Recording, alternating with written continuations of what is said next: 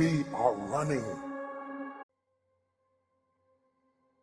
The secrecy that surrounds this issue is so extraordinary that most presidents are not briefed on it, and if they're briefed in a way that is perfunctory and very, very limited and designed to control their actions. It's not the 1%, it's the 0.0000001% who would not benefit from this because they are the ones sitting atop the petrodollar system, the macroeconomic order. For the most part, presidents since Eisenhower have not had appropriate access control. Now, what I mean access control? This means not only access to the program, but control over them. And people need to make, at the very beginning, a very clear understanding between knowing and being able to do anything about it. So every single president has been interested in this. Famously, Jimmy Carter, as he was president-elect, asked the outgoing CIA director, George Bush Sr., to brief him on this issue, and President-elect Carter was told by then outgoing CIA Director Bush that he would not tell him about this issue, and he didn't say he didn't have information. He said, "I will not share that with you," and directed him to get it from the Congressional Research Service, believe it or not, to saying that to the incoming President of the United States. This is well documented in Disclosure Project witness testimony from people who were privy to what happened. One of the discoveries that emerged out of modern quantum theory is that so-called empty space isn't really empty at all. It's actually full of energy. So instead of being like kind of a quiet, empty lake, it's more like the froth at the base of a waterfall or something.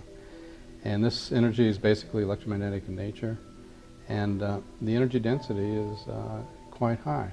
There's enough energy in the volume of a coffee cup to, say, evaporate all the world's oceans if you could get it all of it.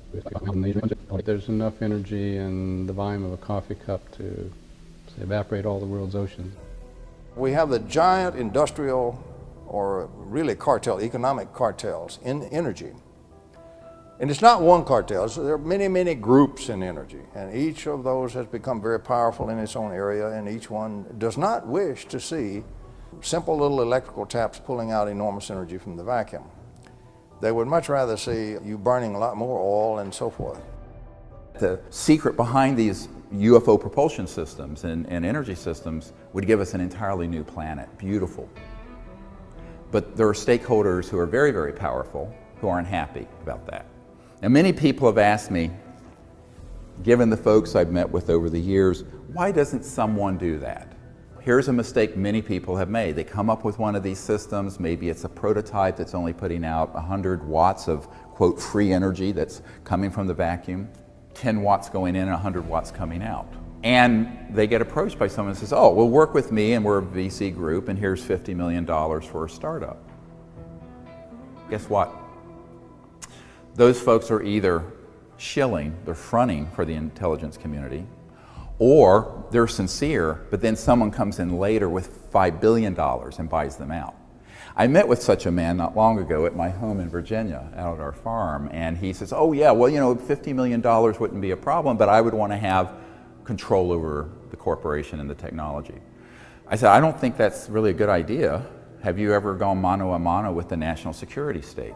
He says, "No, but I've done lots of, apps and, stuff." And, he thought this was like coming out with a new iPhone app. And I said, "Well, the problem with that is, let me just ask you a question.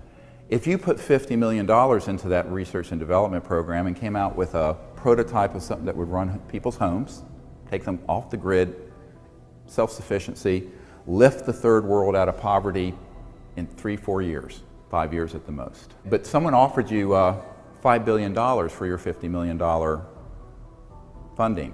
What would you do?" He says, "I'm a businessman. I would sell." I said, "No, you're a money whore.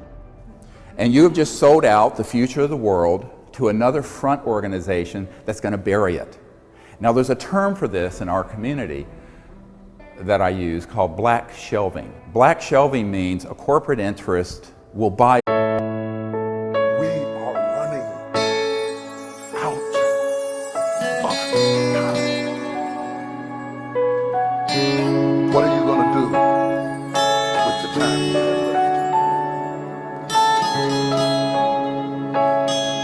I say,